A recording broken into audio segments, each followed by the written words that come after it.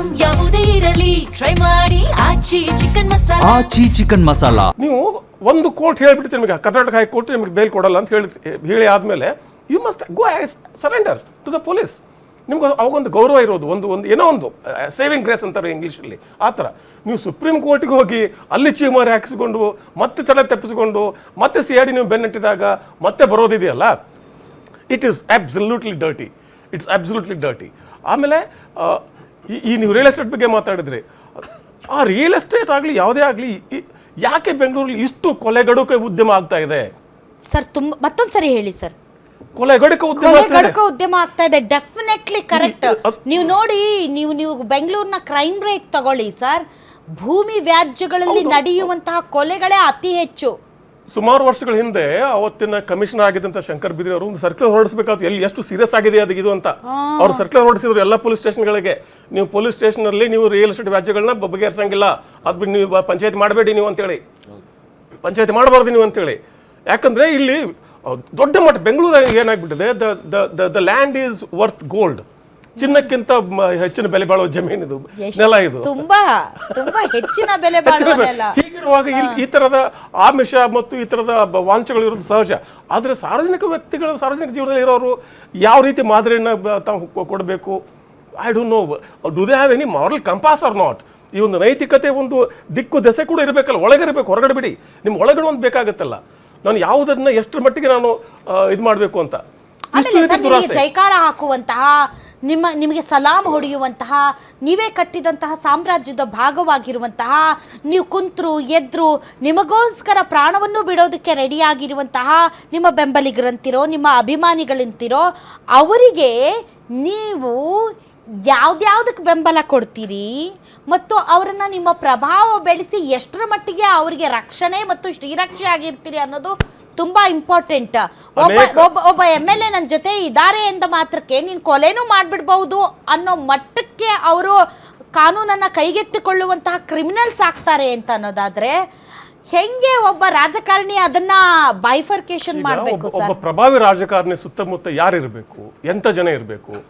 ಈಗ ಈ ತರದ ನನಗೆ ರಿಯಲ್ ಎಸ್ಟೇಟ್ ಬೇಗ ದುಡ್ಡು ಮಾಡ್ಕೋಬೇಕು, ಮತ್ತೊಂದು ಅಧಿಕಾರದಿಂದ ಮತ್ತೊಂದು ಟ್ರಾನ್ಸ್ಫರ್, ಮತ್ತೊಂದು ದುಡ್ಡು ಹೇಳ್ತೀರಿ ಸರ್? ಯಾರಪುರಂ MLAಗೆ ರಿಯಲ್ ಎಸ್ಟೇಟ್ ಮೇಲೆ ಹಿಡಿತಾ ಇಲ್ಲ ಅಂದ್ರೆ ಅವ್ರನ್ನ MLA ಅಂತಾರೇನ್ರಿ? ಅಬ್ಸಲ್ಯೂಟ್ಲಿ. ಆದ್ರೆ ಅವ್ರಿಗೆ ಗೊತ್ತಿರ್ಬೇಕಾಗ್ತದೆ ನಾನು ಯಾರನ್ನ ಹತ್ರ ಇಟ್ಕೋಬೇಕು, ಯಾರನ್ನ ಹತ್ರ ಇಟ್ಕೋಬಾರ್ದು ಅಂತೇಳಿ. ಇವತ್ತಿನ ಯಾವುದೇ ಪ್ರಭಾವಿ ರಾಜಕಾರಣಿ ಹತ್ರ ಹೋಗಿ ನೀವು, ಇರ್ರೆಸ್ಪೆಕ್ಟ್ ಆಫ್ ದ ಪೊಲಿಟಿಕಲ್ ಪಾರ್ಟಿ, ಅವ್ರ ಸುತ್ತಮುತ್ತ ಇರೋ ಜನ ಯಾರು, ಒಬ್ಬರಾದ್ರೂ ಬುದ್ಧಿಜೀವಿಗಳಿದಾರ ಅಲ್ಲಿ, ಒಬ್ಬರಾದ್ರೂ ರಾಜಕೀಯ ನೈತಿಕತೆ ಬಗ್ಗೆ ಮಾತಾಡೋರು ಇದ್ದಾರಾ, ಒಬ್ಬರಾದ್ರೂ ನಿಸ್ವಾರ್ಥಿಗಳಿದಾರ, ಯಾರಿದ್ದಾರೆ ಸುತ್ತಮುತ್ತ? ನಿಮ್ ಪ್ರಕಾರ ತುಂಬಾ ಕ್ಲಾಸ್ ಪೀಪಲ್, ವಿಜ್ಞಾನಿಗಳು, ದೊಡ್ಡ ದೊಡ್ಡ ಸ್ಕಾಲರ್ಸು, ಅವ್ರನ್ನ ಇಟ್ಕೊಂಡು ಹೋಗಕ್ಕಾಗತ್ತಾ? ಪಾಪ ನಡೆದ್ರೆ ಅಣ್ಣ ನಿಂಗೆ ಜೈ ಅಣ್ಣ, ಅಣ್ಣ ನಿಂಗೋಸ್ಕರ ಪ್ರಾಣ ಕೊಡ್ತೀವಣ್ಣ. ನಾನು ರಾಮ್ಪುರ ನಾಗೇಶ್ವರ ಬಗ್ಗೆ ಮಾತಾಡ್ತಾ ಇಲ್ಲ, ಮತ್ತೆ ನೀವು ಆ ಕಡೆ ನೋಡಕ್ ಹೋಗ್ಬೇಡ್ರಿ ಅಂತವ್ರು ಇರ್ಬೇಕ್ರಿ ಸರ್. ವಿಜ್ಞಾನಿಗಳಲ್ಲ ಅಂತ ಹೇಳಿದ್ರಲ್ಲ ನೀವು, ಈ ವಿಜ್ಞಾನಿಗಳು ಅಲ್ಲದೇ ಇರೋ ಶಾಸಕರು ವಿದೇಶ ಪ್ರವಾಸ ಹೋಗ್ತಾರಂತೆ ಪಶುಸಂಗೋಪನೆ ಅಧ್ಯಯನ ಮಾಡೋದಕ್ಕೆ, ವೆಟರ್ನರಿ ಸೈನ್ಸ್ ಅಧ್ಯಯನ ಮಾಡೋದಕ್ಕೆ. ಪಶುಸಂಗೋಪನೆ ಇಟ್ಸ್ ಅ ಸೈಂಟಿಫಿಕ್ ಸಬ್ಜೆಕ್ಟ್. ನೀವು ಅಧ್ಯಯನ ಮಾಡಿ ನೋಡಿದ್ರೆ ನಿಮ್ಮ ಅಧಿಕಾರಿ ಕಳಿಸಿ, ನಿಮ್ಮ ಡಾಕ್ಟರ್ಗಳು ಕಳಿಸಿ, ಅವ್ರು ಅಧ್ಯಯನ ಮಾಡ್ತಾರೆ. ಅದಕ್ಕೊಂದು ನೆಪ ಅಷ್ಟೇ. Politics has become only a game of rhetoric, ಮಾತಾಡೋದು. ನಾನು ಮರ್ತಾ ಹೋಗಿ, ನೀವು ಕೊಟ್ಟಿಗೆ, ನೋಡ್ರಿ, ಈಗ ಕೊಟ್ಟಿಗೆ ಕಾನ್ಸೆಪ್ಟೇ ಇಲ್ರಿ ಸರ್. ಒಂದು ಕೊಟ್ಟಿಗೆಗೆ ಹೋಗಿ ಒಂದು ಹಸು ಹಾಕಿದ ಸಗಣಿ ಎತ್ತಿದ್ದು ಇವ್ರಿಗೆ ರೂಢಿ ಇರಲ್ಲ. ಫಾರಿನ್ಗೆ ಹೋಗಿ ಪಶು ಸಂಗೋಪನೆಯ ಬಗ್ಗೆ ಅಧ್ಯಯನ ಮಾಡ್ತಾರಂತೆ ಇವರು. ಇರಲಿ ಬಿಡ್ರಿ ಸರ್, ಈಗ ಅದು ಎಷ್ಟರ ಮಟ್ಟಿಗೆ ಅದು ಈ ಒಂದು ಸಬ್ಜೆಕ್ಟ್ಗೆ ಅದು ಇದಾಗುತ್ತೆ ಅನ್ನೋದ್ರ ಬಗ್ಗೆ ನನಗೆ ಒಂದು ಸ್ವಲ್ಪ ಅನುಮಾನ ಇದೆ. ಈ ಕಾರ್ಯಕ್ರಮದಲ್ಲಿ ಭಾಗವಹಿಸೋದಕ್ಕೆ ಈಗ JDS ವಕ್ತಾರರಾದಂಥ ನಾಗೇಂದ್ರ ಅವರು ಜಾಯ್ನ್ ಆಗಿದ್ದಾರೆ. ಸರ್, ತಮಗೂ ಕೂಡ ಸ್ವಾಗತ. ಲೋಹಿತ್ ಅವರೇ, ತಮ್ಮ ಬಾಯಿಂದ ಈ ವಿಚಾರದ ಬಗ್ಗೆ ಏನು ಮಾತಾಡ್ತೀರಿ ಅಂತ ಕೇಳಕ್ಕೆ ನಂಗೆ ಭಾರಿ ಕುತೂಹಲ ಇದೆ. ಮೇಡಮ್, ಯಾರೇ ಆಗಲಿ, ಎಷ್ಟೇ ದೊಡ್ಡ ವ್ಯಕ್ತಿ ಆಗಿರ್ಬೋದು ಅಥವಾ ಯಾವುದೇ ಒಂದು ಅಧಿಕಾರದಲ್ಲಿ ಇರ್ಬೋದು, ಅವರು ಈ ನೆಲದ ಆದ್ರೂ ಸಹ ಈ ನೆಲದ ಕಾನೂನು ಮತ್ತೆ ಸಂವಿಧಾನಕ್ಕೆ ಗೌರವಿಸೋದು ಮೊದಲ ಆದ್ಯತೆ.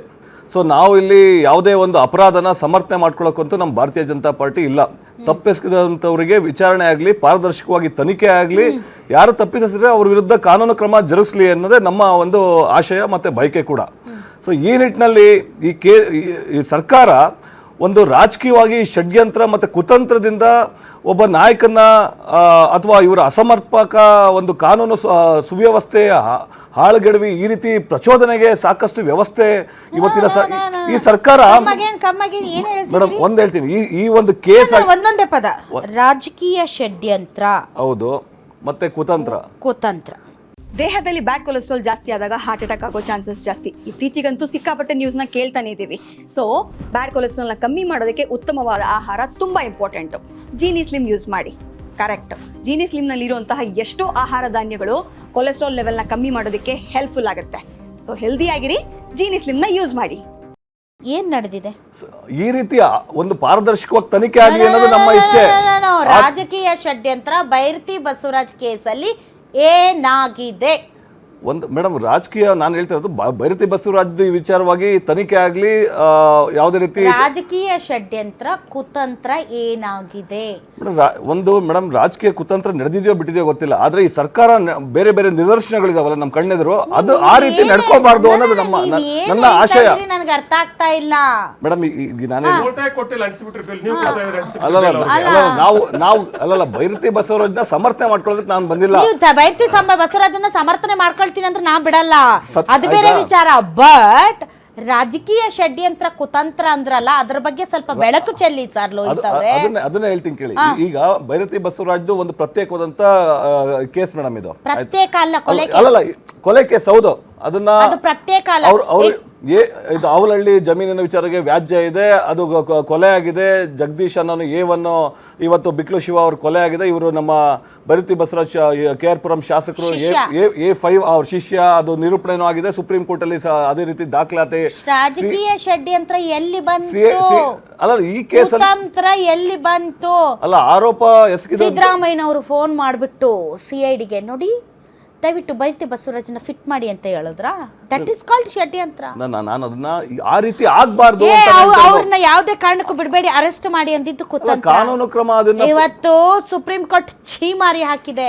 ಏನ್ ಹೇಳಿ? ಛೀಮಾರಿ ಹಾಕಿದೆ. ಜನಸೇವಕ ಅಂತ ಅಂತೀರಾ, ಒಂದ್ ಸ್ವಲ್ಪ ಧೈರ್ಯ ಇರಬೇಕು. ಹೇಳಿ ತರ ಅಲ್ಲಿ ಇಲ್ಲಿ ಓಡಾಡೋದಲ್ಲ, ಫಸ್ಟ್ ವಿಚಾರಣೆ ಎದುರಿಸಿ ಅಂತ. ಡೆಫಿನೆಟ್ಲಿ ಹೇಳಿದ್ದಾರೆ. ಆ ನಿಟ್ಟಿನಲ್ಲಿ ಮುಂದುವರೆದ ಇವತ್ತು ಅವರು ಅರೆಸ್ಟ್ ಕೂಡ ಆಗಿದ್ದಾರೆ. ಇದರಲ್ಲೂ ರಾಜಕೀಯ ಷಡ್ಯಂತ್ರ ಮಾತಾಡಿ ಆ ರೀತಿ ಷಡ್ಯಂತ್ರ ಅಂದ್ರೆ ನಾನು ಹೇಳ್ತಿರೋದು, ಈ ಸರ್ಕಾರ ಒಂದ್ ರೀತಿ ಪ್ರಚೋದನೆಗೆ ಮಾಡಿ ನೋಡಿ